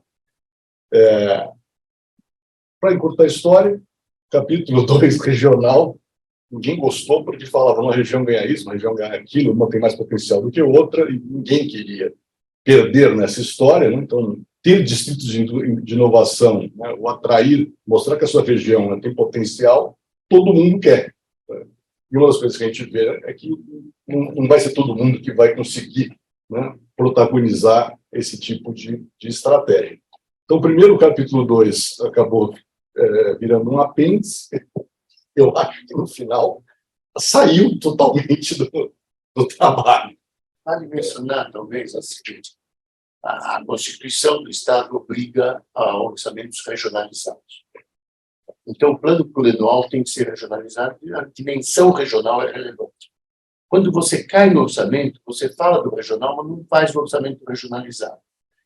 A necessidade é de região metropolitana. Se pegar as 3 principais, Campinas, São Paulo e Baixada, é 70% do PIB do Estado, 70% da população do Estado, quase 25% do PIB nacional. Se você jogar no regional, a presença política na Assembleia de Prefeitos move todo o orçamento para o interior. Precisa menos, relativamente. E tira o orçamento da capital, vamos chamar, da região metropolitana de São Paulo, que precisa mais. Portanto, a dimensão regional é vital e, no entanto, você não regionaliza, dizendo: nossa, Secretaria de Segurança, segurança do Estado, saúde, saúde do Estado. Portanto, você tem algumas resistências do ponto de vista da gestão de ter uma regionalização, porque o peso político da Assembleia dos Prefeitos dominaria o orçamento e desviaria para onde precisa menos, e aqui precisa de metrô, de coisa do tipo. Desculpe, interromper. Não, é isso. Então, acabou de caracterizar, e quando se corta para está sendo discutido aqui, né, que é uma outra dimensão, muito mais local, essas discussões reaparecem. Então, parte do imbróglio, né, da articulação institucional, da articulação entre o governo federal, o CEAGESP, na verdade, é governo federal, governo do Estado, e mais prefeituras, e mais universidades, isso emerge de um jeito muito, muito potente. Essas historinhas para esquentar um pouco. Corta para... Deixa eu gastar uns minutos falando da dimensão de economia essa história, economia como ciência. Né? Por que esses tipos de arranjos, clusters, sistemas, a lista de nomes é enorme, tem variações sutis entre um termo e outro, mas, no fundo, a economia que sai dessa história é a mesma. Né? E, se você quiser, é uma associação entre o Marshall e o Schumpeter. Por que a gente tem esses arranjos são poderosos, né? Esses ambientes, para usar a expressão que a Carla estava usando. Tem 3 dimensões, né, importantes e que geram a literatura toda de economia nessa área. Primeiro, o mercado de trabalho. Então, ao concentrar, né, atividade econômica no espaço, seja setorialmente, seja com diversidade setorial, né? E aí você tem desde coisas menos sofisticadas, tipo calçados em Franca, né, até coisas muito sofisticadas nas fronteiras tecnológicas. Pode botar o Silicon Valley nisso, pode botar outros lugares no mundo nisso também. A história é essa, quer dizer, quando você coloca muita atividade no espaço, o mercado de trabalho fica robusto. Essa que é a expressão do Marshall, né? Think Labor Markets. Então, você tem toda uma literatura espacial de mercado de trabalho que sai como um dos benefícios de concentrar a atividade no espaço. A segunda dimensão é a cadeia de valor. Então, são as famosas ligações para frente e para trás, né, que a gente estuda o Hirschman, né? O Hirschman que pegou essa história e começou a mostrar numa escala mais macro, mas que se rebate internamente, localmente, que é isso, né? De novo, concentração no espaço facilita a cadeia de valor, ser mais produtivo. A terceira dimensão é a mais interessante de todas quando a gente está falando de inovação e é mais desafiadora do ponto de vista de evidência empírica, né? Que é a história dos transbordamentos de conhecimento, né? Os knowledge spillovers. Por que é difícil tratar isso? Porque é difícil medir, né? E aí, uma coisa sutil, e é legal gastar um minuto com isso, porque tem aí em pandemia, isso que a gente está fazendo aqui, né? Na história. E qual que é a ideia que está lá no Marshall? Estamos falando de Revolução Industrial na Inglaterra, segunda metade do século XIX. O Marshall ele tinha uma tese de que as grandes empresas iam expulsar todas as pequenas empresas do mercado, olhando para a segunda Revolução Industrial. Ele foi testar isso, olhar o que estava acontecendo no norte da Inglaterra, e aí ele viu que, em alguns lugares, as pequenas e médias resistiam muito. Então, tinha essa história de mercado de trabalho, tinha essa história de cadeia de valor, mas ele coloca, e está lá nos princípios, pouca gente sabe disso, a importância dos transbordamentos de conhecimento, né? E o que ele vai dizer é: conhecimento viaja melhor a curta distância, né? A importância da interação face a face. E naquele livro, para quem leu pedaços ou leu os princípios, né, um livro da origem da microeconomia, se você quiser, um dos manuais de origem da microeconomia, o gráfico de oferta e demanda, né, que todos nós conhecemos, aparece no Marshall pela primeira vez, tem lá uma frase poética sobre essa história, né, que ele vai dizer que, quando tem concentração de atividade no espaço, é como se o conhecimento estivesse no ar, e até uma criança andando pelas ruas absorve sem perceber esse conhecimento. Se você pegar, estou falando da segunda metade do século XIX, e vem até agora na pandemia, né, essa ideia ela é testada ao longo do tempo. Por que as pessoas querem ficar próximas e, quando elas estão próximas, a inovação anda mais rápido? Então, né, teve eletricidade, teve telegrama, teve telefone, aviação, várias formas de você, e-mail, né, várias formas de você se afastar e continuar interagindo virtualmente, e a proximidade resiste, né? Este evento aqui em particular está de novo falando, pô, é mais legal ter as pessoas presentes, por mais que tenha um monte de gente aí remota ainda. Eu imagino que alguns de vocês gostariam de estar aqui e não aí, em alguma medida. Na década de 90, essa ideia foi confrontada de novo, porque ali a internet, né, começou a ser disseminada, telecomunicação, redução de custos de transporte, a ponto de muitos especialistas falarem, olha, é o fim da distância. Muito antes da pandemia, já tivemos a ideia de que agora você trabalha de qualquer lugar, não precisa mais estar perto. O que a gente viu até a pandemia? Exatamente o contrário. Nas primeiras 2 décadas do século XXI, reforçou a ideia de que proximidade é algo muito potente. Proximidade física. Física, né? Que essa história do Distrito de Inovação é a mais nova, vamos dizer assim, versão dessa história desde lá do Marshall, desde a criação das cidades, né, milênios atrás. A ponto de muita gente começar a falar, no século XXI é o século das cidades. Não é, 19 foi dos impérios, 20 foi das nações, 21 é das cidades. É uma contradição de cidades inteligentes. Vai passando.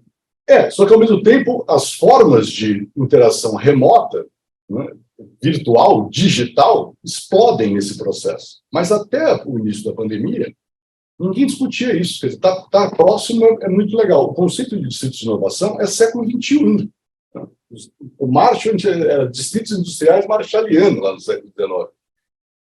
E isso que a gente está falando aqui é um conceito que emerge no século XXI, porque a grande diferença, né, que foi sinalizada aqui, é a história desses ambientes de inovação acontecerem dentro das cidades. Então, a possibilidade física, mais importante do que nunca, e se eu penso em inovação, é transmissão de conhecimento que importa. Bom, aí vem a pandemia.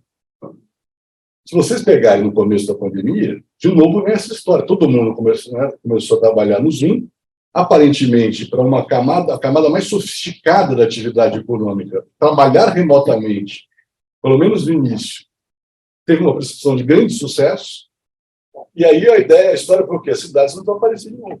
Aí você pega o que aconteceu com Nova York, por exemplo, né, a migração para fora de Nova York até as vacinas surgirem foi uma coisa brutal. Aqui no Brasil aconteceu de alguma medida, mas muito menos. Eu não quero gastar muito tempo, embora eu tenha pouco tempo. Pode atropelar um pouquinho, até o chat GPT. Então, agora vem o chat GPT, que é uma outra história, mas também é essa tendência. Então, eu dei um seminário do meu sítio, né, no começo da pandemia, que está no YouTube, que se alguém quiser, no Insta, virtualmente, quando não tinha vacina ainda. E aí uma das especulações sobre cenários possíveis daquele momento era isso. Mas será que agora a proximidade perde relevância de vez? O que a gente está vendo agora que a gente está saindo da pandemia? Exatamente o contrário. A gente pode continuar trabalhando no Zoom, obviamente, o meio de comunicação remota vai continuar sendo usado, mas as cidades voltam a ganhar relevância muito rapidamente, muito mais rapidamente do que a gente imaginava até antes das vacinas chegarem. A última dimensão, então tem mercado de trabalho, tem cadeia de valor, tem transmissão de conhecimento nessa história. E todas as suas implicações econômicas disso. Essas 3 coisas olham para o lado produtivo, os benefícios econômicos da proximidade. Mas tem uma 4ª dimensão, né, que é muito potente, e que também entra forte no conceito de distritos de inovação, que é o lado do consumo. Então, aí você pode voltar lá no Smith, né? Então, fala, bom, se eu quero potencializar minhas possibilidades de consumo, tamanho de mercado é importante. Eu vou propiciar especialização, eu vou propiciar que surjam coisas interessantes, não só em serviços como saúde, educação, entretenimento, mas também coisas mais comezinhas, como algo que aparece muito forte na experiência urbana, que é a alimentação fora do domicílio. Bares, restaurantes, né, gastronomia em geral. Então, quando você vai olhar as experiências de sucesso fora do Brasil, ao longo de vários países, tem essa dimensão da arte, cultura, né, de consumo do espaço, né, e não benefícios que se refletem em mais salários maiores, ou taxas de lucro maior, ou ritmos de inovação e produtividade maior. Mas tem também um lado de bem-estar, de consumo. Então, a economia está toda representada nessa dimensão espacial que tem aqui uma exploração particular, que são os distritos de inovação. Quanto tempo eu tenho ainda, dadas as intervenções, senhor moderador? Mas está tão interessante. Continua, Daniel. Vamos chegar na frente, você tem mais 5 minutos. Não, 10. Não, 5 depois eu intervenho. 5 é o primeiro, tá. Então, 2 só para completar e olhar para esse projeto em si. Embora seja avisado que eu participei do projeto, a gente ficou muito entusiasmado por isso. Se você olhar, é um projeto que faz todo sentido. Então, assim, a lista de... Ela vai check, check, check, check. E pensar nesse enorme ambiente de inovação que pode ser construído aqui, nesse canto do cotovelo das marginais, por uma pequena coincidência, tem a USP aqui, né? Mas por uma outra coincidência, se você olhar a região da Vila Leopoldina, ou a região aqui do Jaguaré, também uma extensão, né, do corredor de desenvolvimento da cidade, que você pensar em Pinheiros, Faria Lima, Paulista, depois corre pelo Pinheiros todo, e o que está faltando aqui, embora já tenha tido um investimento imobiliário dos dois lados, principalmente na Vila Leopoldina, mas aqui também, aqui é o momento, agora é aqui, né, pensando do ponto de vista do desenvolvimento da cidade, fora da história de inovação. E tem mais coisa, quer dizer, você está no cotovelo das marginais, e você tem a Bandeirantes aqui, então você tem conexões relativamente rápidas para os 3 aeroportos. Então, essa história do local com o global também tem uma dimensão física nesse local aqui. Metrô, CPTM. Metrô, CPTM. Então, assim, é uma enorme pena, e eu vou encerrar fazendo umas perguntas para voltar a provocar o debate, que a gente precisa patinando, de certa forma, nessa história toda. Não só no Distrito de Inovação, nessa ideia dos CITES, que surgiu mais recentemente, embora não tão recentemente assim, mas no que está acontecendo com a própria USP. Né? E aí o Hélio poderia ficar aqui horas falando sobre a história da inovação, das estratégias e das perdas de oportunidade que a gente tem como universidade. Então, olha aqui do lado da FEA, tem esse enorme, belíssimo prédio, que a briga é o Inova USP. Eu, modestamente, talvez um pouco arriscado e irresponsável, eu diria que é muito subestimado o potencial, muito subutilizado o potencial de um espaço como esse. E aí, quais são as implicações disso para a gente como país? Né? Então, só vou fazer um parênteses sobre a China e faço algumas perguntinhas e paro. China, né? Eu pude assistir de camarote um dos tipos de esforços que a China fez, e faz até hoje, para estar lá no topo da agenda da dinâmica de inovação, que foi mandar chineses estudarem em outras universidades fora do Brasil, no caso da China, no caso na Inglaterra. Né? Então, quando eu cheguei a fazer o doutorado na Universidade de Cambridge, a minha classe tinha mais ou menos uns 5% de chineses. Isso é 2001. Depois eu fiquei 7 anos dando aula, depois que eu acabei o doutorado lá. E as minhas classes de pós-graduação estão aumentando o número de chineses numa velocidade. Eu parei de dar aula em 2011. 2010, mais ou menos, eu diria que era metade da classe, 50% da classe era chinês. Isso em Cambridge. A graduação apenas estava andando muito devagar, mas na pós os chineses inundaram a universidade. Agora, eu estudei, eu também, minha experiência pessoal, eu fiz um trabalho relativamente grande, nas últimas coisas que eu fiz lá, olhando para a relação entre universidade e setor privado, que é um dos temas que a gente pode ficar aqui horas falando, na Inglaterra. Então, foi uma pesquisa mundial que eu participei sobre isso. E aí eu fui ver o que estava acontecendo nas outras universidades menos renomadas na Inglaterra. O que os chineses fizeram? Invadindo a graduação também. Então, se você andar nas universidades menos conhecidas da Inglaterra, claro, tinha um lado inglês da história, porque as universidades estavam passando dificuldades financeiras, e os chineses ajudavam nisso, mas a China simplesmente inundou todas as universidades inglesas na graduação. Então, é um esforço. Quando você olha para as nossas discussões aqui de bolsa de pós-graduação para fora, para dentro, chega a ser melancólico. Bom, deixa eu acabar fazendo. Então, eu propor um exercício aqui de provocação, que é assim: eu olho para uma ideia como essa, né, de desenvolver um grande distrito de inovação aqui no entorno de onde a gente está, com 2 desafios. Um desafio vamos fazer um exercício mental aqui.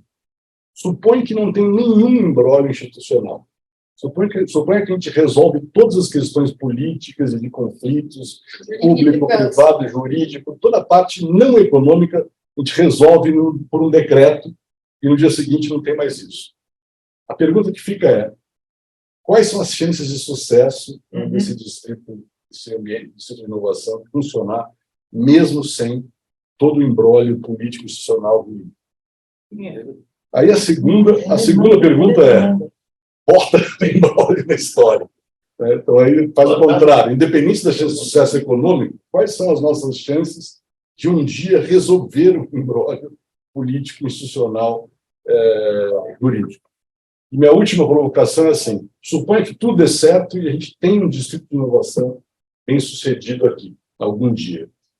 Qual seria a relevância do sucesso desse caso, para voltar para a questão, umas questões que o André levantou, que é impulsionar a nossa estratégia / agenda de ciência, tecnologia e inovação, cidade, estado, país?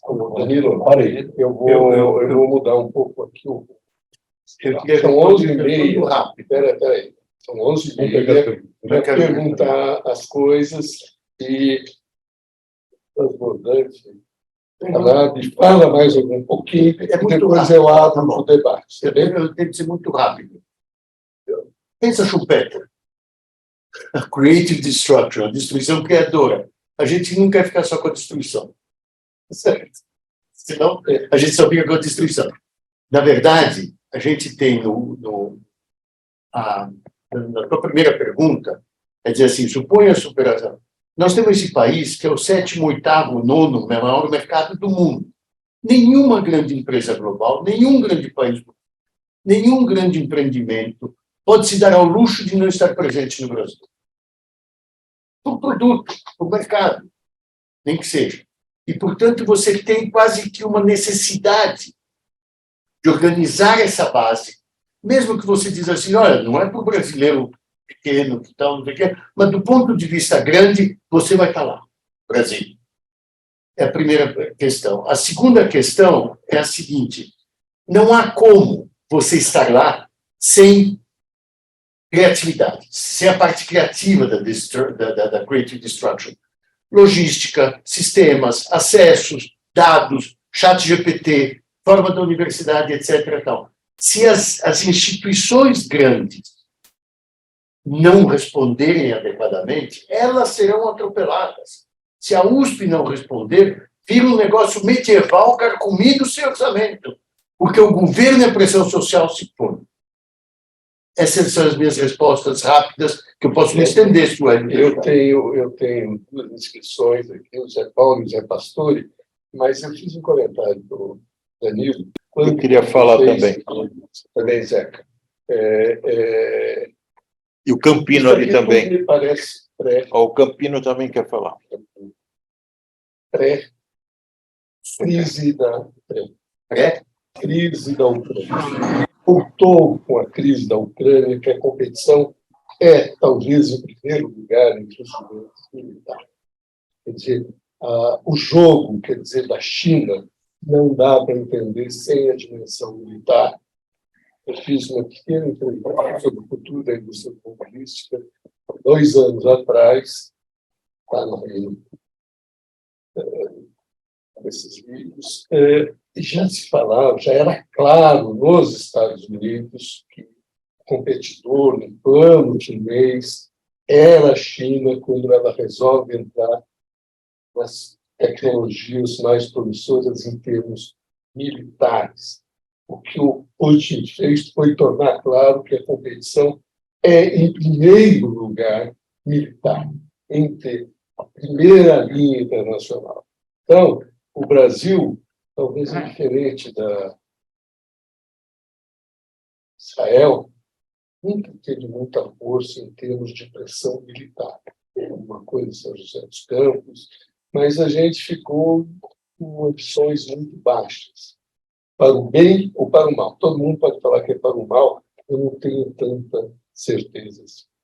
E vocês, reflexão, a gente fala aqui do distrito do Butantã, mas talvez a gente pudesse dizer o distrito da USP, que tem aqui, a USP há bastante tempo fazendo ciência básica e as outras ciências há bastante tempo. Ela é o ponto de atração de todo o resto. Está operando desde os anos 50.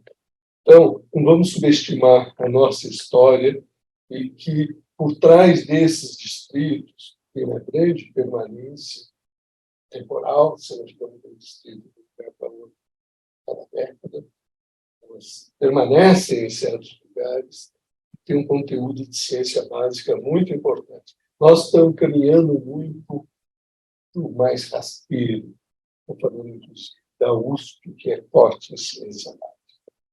Não basta, tem que ter o mais aprofundado. Deixa a USP em paz, mas deixa a USP em paz nessas dimensões.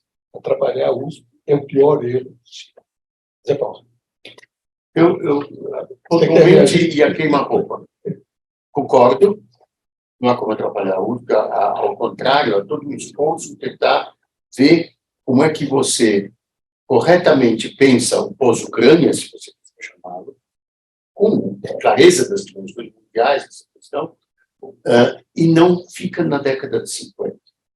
Quer dizer, como é que você olha para frente em vez de ser pautado pelo passado? Do ponto de vista dos desafios da USP. Você tem toda a razão. Só que a questão continua sendo como é que a gente promove essa transformação compatível com as andanças mundiais. Não competir. Primeiríssima linha internacional de competição militar, talvez seja necessário. Não tem a solução, tem a questão colocada. Não ia dar para competir com essa. Agora, você evidentemente tem questões, eu vou pôr dois. O Dória quer um prédio icônico. O Bolsonaro quer uma ponta de lança das milícias. O Barran diz que não interessa a parte de mineração. A gente venceu com essa resistência, às vezes. Mas eu concordo com você. Não é para ir contra, ao contrário, é como é que você constrói pontos a favor. E a gente tem possibilidade de fazer isso. Se quiser, a gente é uma boa discussão. Em qualquer momento, a reitoria, aliás, chamou a FIP para apresentar os seus intenções estratégicas relativamente a esse edifício e ouvir o que derivou dessas pesquisas. Nós apresentamos, dentro dessa pesquisa da FAPESP, nós estamos nos últimos meses da segunda pesquisa com incumbência de comunicação e divulgação. Dentro disso, nós passamos todo o resultado das pesquisas para a reitoria da USP, com a devida anuência prévia da FIP, do LUC, e da FAPESP, do Pacheco. Passamos esse conjunto de coisas para a reitoria, para o pró-reitor de inovação e para o vice-reitor de pesquisa. E para o assessor de relações, tal, que é o cara da administração da FIA, que faz um pouco das relações externas da reitoria com as empresas que estão interessadas em inovação. É o Moacir. Então, Moacir. Então, isso comunica. Claro que o resultado são processos que estão andando, mas que a gente espera que, de fato, acelere do ponto de vista dos interesses permanentes da USP no futuro. Tá bem. E não vamos criar um grupo de elefantes. O Zé Pastore, você levantou a mão também. Zé Paulo em primeiro lugar, Zé Pastor em segundo, Zeca em terceiro, Campino em quarto. Você viu aqui que está direitinho. Não falei nada. Vai lá, Zé, vai. Olha, primeiro, alguém falou do cotovelo aí. Vou contar uma história muito rápida, porque a gente pode imaginar o que seria hoje essa discussão. Se vocês notarem na favela, que tem em frente ao P2, tem um farol náutico ali. E se vocês olharem atrás de onde é a Cidade Jardim, tem outro edifício que é um farol náutico. Não sei se já foram demolidos. Era um empresário muito rico que achava que os dois rios iam ser navegáveis. Então, eu fico imaginando isso. É uma história de São Paulo que a gente conhece. Então, como é que seria essa discussão? E a segunda, para não tomar muito tempo, André, toda essa integração de distritos, tem uma figura muito bonita, mostrando ciclovia, mostrando tudo, toda a integração. Aí você falou o seguinte, que tem as comunidades locais no entorno que serão respeitadas. Eu não entendi o que é respeitadas, né, professor? Vão ser respeitadas, serão também absorvidas. Enfim, tem externalidades para elas ou não? Sim. Isso eu não entendi, eu acho que você poderia esclarecer. Eu digo, é navegável, duas palavras, uma para cada coisa. É navegável, e tem projetos a respeito, Pinheiros, Tietê.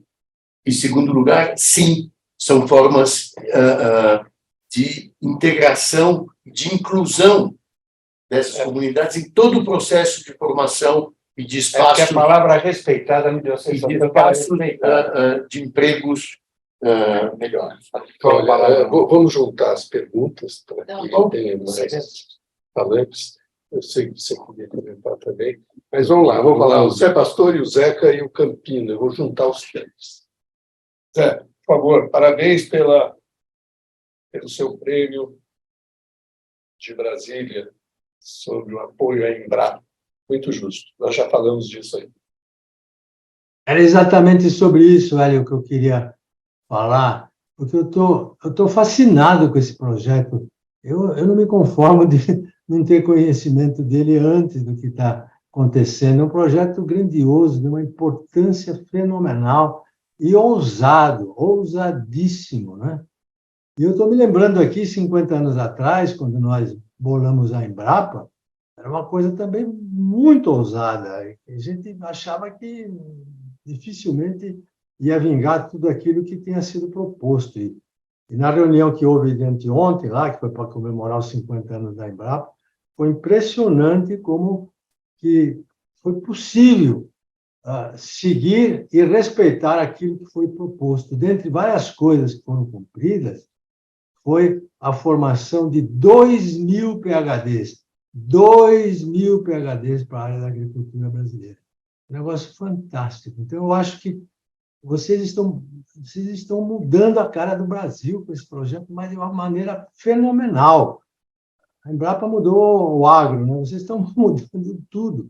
Eu acho que vocês estão no caminho certo. Tem que ter essa ousadia mesmo e tem que realmente fazer proposta para esse Brasil dar uma alavancada. Eu fiquei assustado com aquele PowerPoint lá que dá a velocidade de mudança na área de ciência e tecnologia entre os países, né?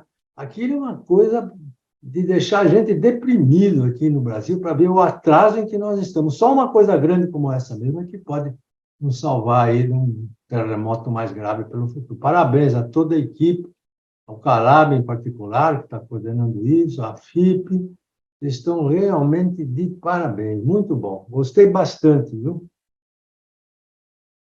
Obrigado, Zé. Eu faço minhas as palavras suas também. Eu gostaria, eu sempre lembro, pastor, de uma das primeiras aulas de sociologia, da primeira aula de sociologia, onde você, sociólogo dentro de uma faculdade de economia, punha lá uma equação que dizia desenvolvimento econômico igual crescimento mais mudança social. É absolutamente vital. E o crescimento é a base de produtividade, competitividade, aumento de remuneração real, etc., não inflacionária, etc. Então, você tem essa questão por trás. E na questão da Embrapa, evidentemente, pode ser 6% ou 7% do PIB, e se puser agroindústria, vai para 30% do PIB, e serviços, etc. Mas eu quero assim, render minhas homenagens não só à questão da Embrapa, a questão da percepção da necessidade de combinação ESG, onde você tem as questões ambientais, vitais, de recuperação por outro, social e de governança que estão por trás disso. Obrigado e parabéns para você. Vamos lá, acho que eu Zé. Eu não sei se eu perdi nas apresentações. Qual é o estágio concreto da implantação desses distritos de inovação? O que está rolando concreto efetivamente aqui no estado de São Paulo? Eu sou um pouco pessimista, eu vejo aqui na USP o número de iniciativas concorrentes grana que a gente está investindo, estamos reformando o 4º andar do prédio FEA 5, a Poli tem a sua agência lá de inovação, tem a agência USP de inovação, tem USPIM, tem a biologia, tem alguma coisa também. Falta uma coordenação. Isso daqui está sendo concretamente implantado aqui? Eu passo a palavra para o Campino, aí se vocês respondem os dois em conjunto. Campino, por favor. Cadê o Campino? Está ali, o primeiro. Tá sem som, eu acho. Está sem som agora. Sim, agora sim. Bom, eu queria primeiro cumprimentar o Calab e a Carolina pela apresentação excelente. Faço minhas palavras do pastor e fiquei impressionadíssimo com o projeto, com a apresentação de vocês. Gostaria de conhecer antes. E queria só colocar aqui 2 coisas, lembrando o imbróglio jurídico que o Danilo falou, né? Quando, 20 e tantos anos atrás, quando a FAPESP fez 40 anos, eu estive lá e assisti o discurso do então presidente da República, era o Fernando Henrique Cardoso, que falou publicamente, voltando a Brasília, eu vou passar a área do CEAGESP para a USP. Eu nunca me esqueci disso.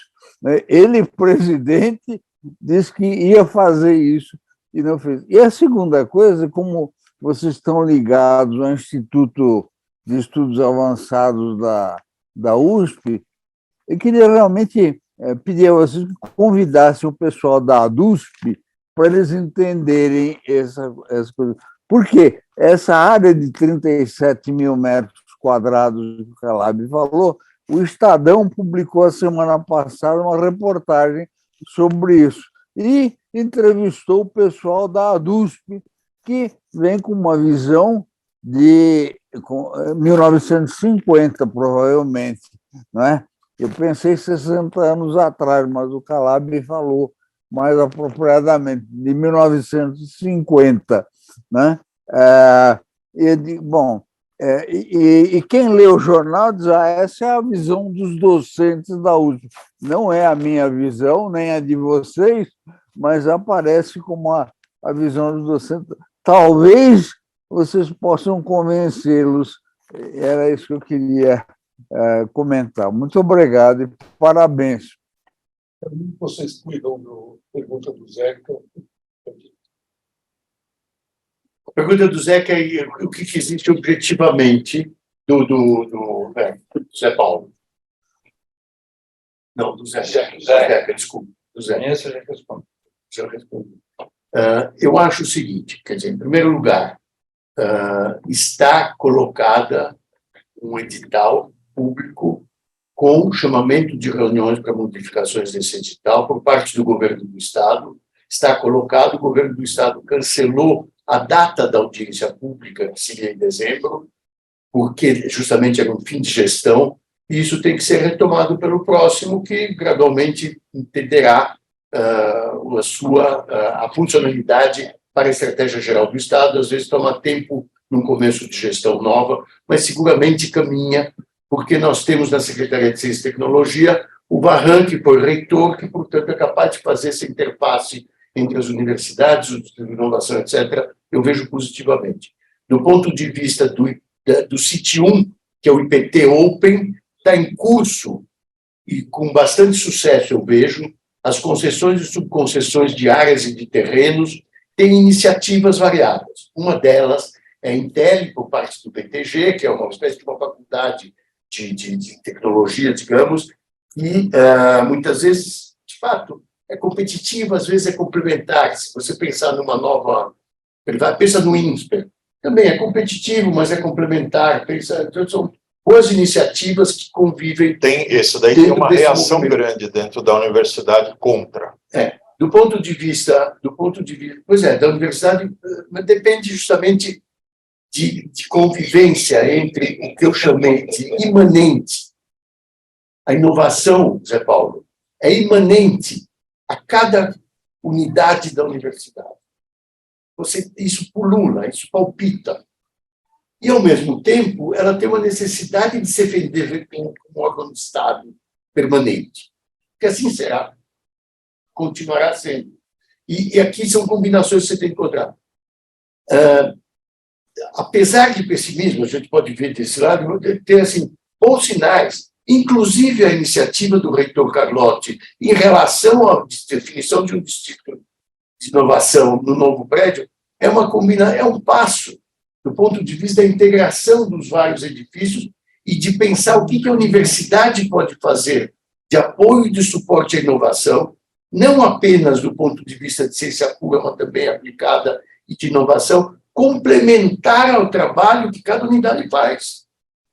E abrindo espaços de emprego e de oportunidades para docentes, para servidores diversos e para estudantes. E abrindo possibilidades de logística e de residência temporária, eventualmente para pesquisadores, abrindo canais de comunicação mundial, tudo isso está latente. Eu vejo positivamente isso. Do ponto de vista federal, você tem um reposicionamento, parece, do governo federal com relação à área do CEAGESP e uma disposição de retornar às hipóteses que já prevaleceram de transformação do uso. E depende também do governo do Estado se retoma ou não a transformação da base de abastecimento da cidade, da região metropolitana, que é uma enormidade, que tem, não sei se 8 mil caminhões por dia, ou qualquer coisa do tipo, 50 mil pessoas, com base de emprego fundamental para todo o entorno. E tem que ser adequado aos novos desafios tecnológicos e tem que ser inclusivo de transformação, de apropriação das inovações por parte das comunidades mais carentes, inclusive do entorno, inclusive geograficamente, as favelas, as comunidades, a coisa, porque senão não anda. Você não pode fazer mais, porque não vai caminhar. Então, eu vejo bem positivamente esse caminho, e que, no entanto, às vezes, só para ficar do Schumpeter, salienta a destruição de métodos, sistemas técnicos, produtos antigos, em vez dos novos sistemas, processos, métodos, relações de futuros, quer construtivos, quer de guerra. Obrigado. Poderia fazer uma observação Claro, rápida? Deixa eu falar.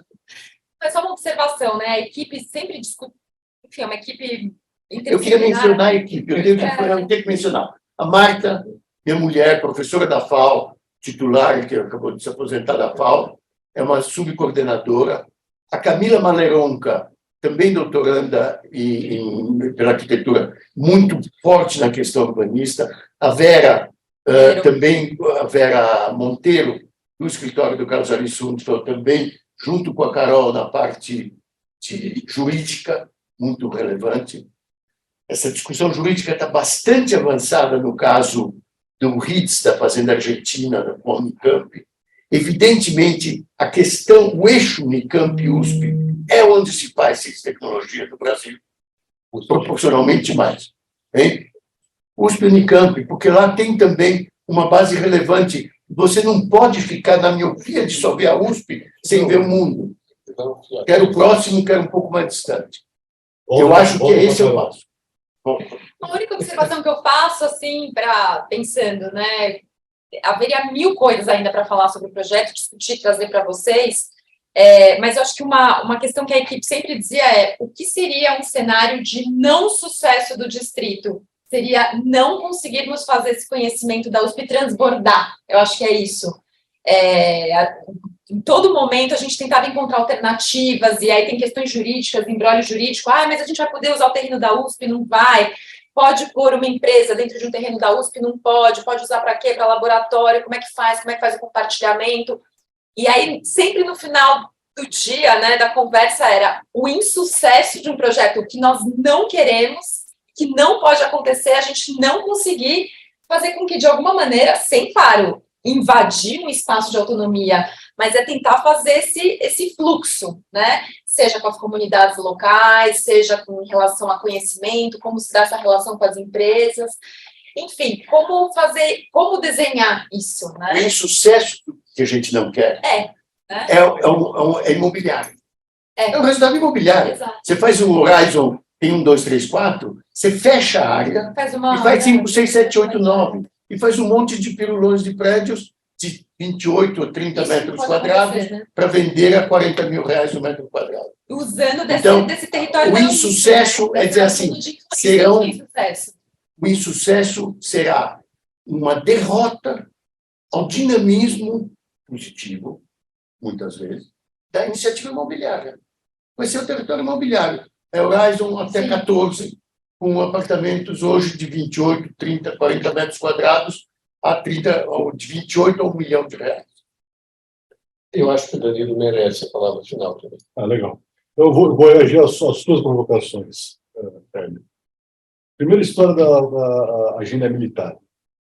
Eu vou dar um outro testemunho meu em Cambridge. Nos últimos 2 anos, eu era fellow de um college, lá do Penn College, e tem um master do college. Ele era o ex-chefe do MI6. Então, eu já tinha um chefe que era o chefe dos James Bond, o Sir Richard Vieillot. Ele se aposentou numa época bem delicada. Foi quando morreu a Diana e depois teve a invasão do Iraque. Então, esse é um cara que se formou em Cambridge na década de 60, entrou no MI6 e passou a vida inteira no MI6. Nos jantares, o que ele faz hoje? Consultoria na área de defesa. Então, as conversas que eu tive com ele eram sempre nessa linha. Você fala assim, human nature. Você volta desde o Império Romano, lamentavelmente, human nature, é a indústria bélica. Você pode ter pequenos surtos em que a indústria bélica perde relevância, mas ela sempre volta, lamentavelmente, com muita força e dominando e puxando a agenda de inovação. Isso quer dizer que não tem espaço para outras coisas? Não, claro que é muito legal lembrar o caso do Embrapa, e talvez esse seja mais uma aposta que a gente devia olhar com menos constrangimento, né? Pesquisa, biotecnologia, agricultura, alimento para a população mundial é uma agenda que também tem os seus trilhões investidos ao longo de muito tempo. Mas não dá para subestimar o poder da indústria militar, da agenda militar, da agenda de inovação, lamentavelmente, mas é o fato. No virada do século XX, século XXI, a gente teve um desses espasmos de otimismo, que por um ano, mais ou menos, até o ataque das Torres Gêmeas, se achou que a agenda ambiental iria substituir a importância da agenda militar no século XXI. Esse é um assunto para outro seminário. Papel da universidade. Né? Não poderia concordar mais. Né? E a beleza dessa literatura, desses casos, é colocar no centro da história e das chances de sucesso o papel das universidades. Então, se você for olhar qualquer lugar onde a coisa deu certo, você tem uma universidade respeitada na sua função de produção de ciência básica no centro da história. É Stanford, é Cambridge, é MIT, é Harvard. Você faz a lista, sempre tem uma universidade lá com a sua contribuição central.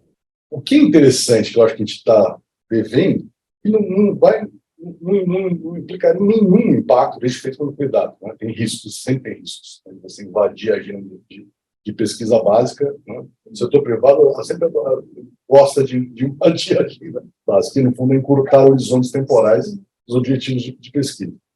Então você tem que cuidar disso. Mas nada impede, os casos de sucesso mostram isso, potencializar os resultados, né, da universidade. Eu discordo da frase, acho que a Carol fez uma frase muito forte.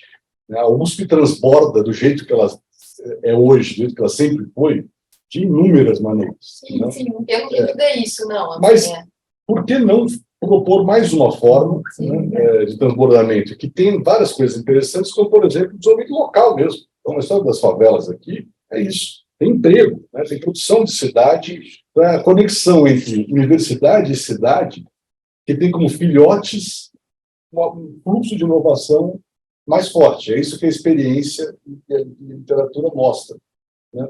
Então, não é diminuir o papel da USP, é ampliar de maneiras que a gente hoje não coloca. E um comentário final sobre o do Zé. Eu acho que, de novo, eu olho para a USP, né? Eu estou aqui na USP desde até constrangedor que estou dando aula para os calouros, como sempre dou, e eu falo assim, olha, eu tive aí em 1988, né? Faz mais de 30 anos que eu entrei aqui na USP. Tenho 50 anos. Seu pai não era nascido. E o professor ele me acompanhou essa vida toda, ele é um dos responsáveis por eu nunca ter. Eu saí e voltei várias vezes, né? Mas estou aqui 30 e poucos anos depois. Estudando tecnologia, né, nesse tempo todo, praticando inovação nesse tempo todo. Se não dá para não ter uma sensação de que a gente podia fazer muito mais nessa agenda, muito mais. E aí são várias discussões espinosas. O PGT existe nesses 30 anos, nosso núcleo aqui dentro da faculdade do Papói. Uma das grandes dificuldades é essa relação com o setor privado. Assim, a gente tem um orçamento aqui que é público, ninguém mexe, é pedaço do ICMS, não precisa mexer nisso. A gente tem que adicionar nessa história mais um caminhão de dinheiro do setor privado. Tem dificuldades, tem questões políticas, tem riscos, tem. A gente tem que enfrentar isso melhor. E quando você olha para as universidades lá fora, que têm esse sucesso, elas fazem isso. Elas têm seus endowments públicos, tentam mudar uma agenda de pesquisa básica em Yale, em Harvard, no MIT, esquece. Agora, em cima disso, você tem uma conexão com o setor privado. O setor privado é amplamente definido. Comunidades, ONGs, né? Sociedade extramuro, vamos dizer assim, extracamp, de uma forma muito mais intensa. Eu colocaria, se eu fosse alguém, alguma autoridade universitária, eu colocaria essa agenda como uma das prioridades. Pode ser sobre dois pontos. Um sobre a questão de guerra. Eu lembrei de uma palestra que eu assisti em 1980, em Berkeley. Portanto, 80 fazem 43. Quase 50 anos. E pelo interesse que eu fui ver, era Space-Based Laser Rays. Raios laser em satélites, baseados em satélites. E o satélite, na ocasião, nessa coisa, porque vai que tinha uma coisa militar lá dentro, que foi interessante, era capaz de ler placa de carro. 50 anos atrás. Imaginem que é isso, a questão de guerra. É uma coisa. A outra coisa é o seguinte, eu preciso de ajuda. A partir disso, em primeiro lugar, a disponibilização do material, demos um passo muito grande. Porque a FAPESP corretamente regula, e a FIP também, como pode ser disponibilizado o material.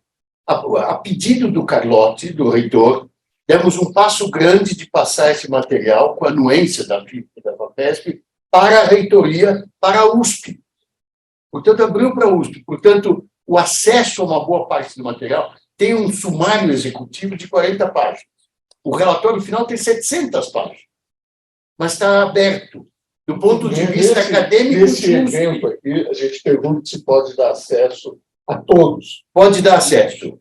Porque é USP. Acesso USP. E aí eu vou atrás das autorizações necessárias só para pôr no papel também. A necessidade que eu tenho é dizer assim, está terminando esse projeto. Então, o que a gente pode fazer mais? Que a gente consegue mostrar para a FAPESP que tem recursos volumosos disponíveis e que faz parte dos instrumentos mais poderosos de resposta aos desafios de ciência, tecnologia e inovação, que a gente possa ajudar.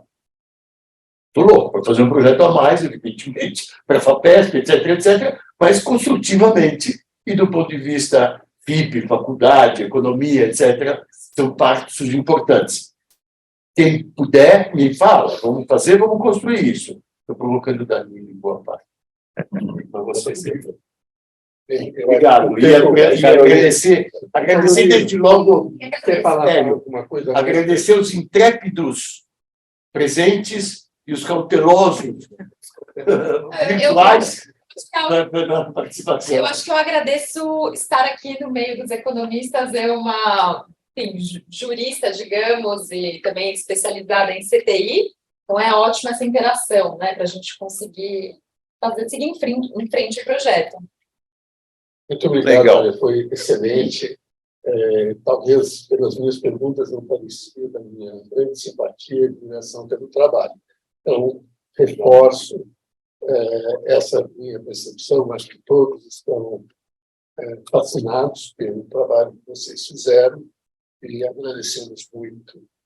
E vamos continuar os nossos Todos temos a base USP. Foi bom demais.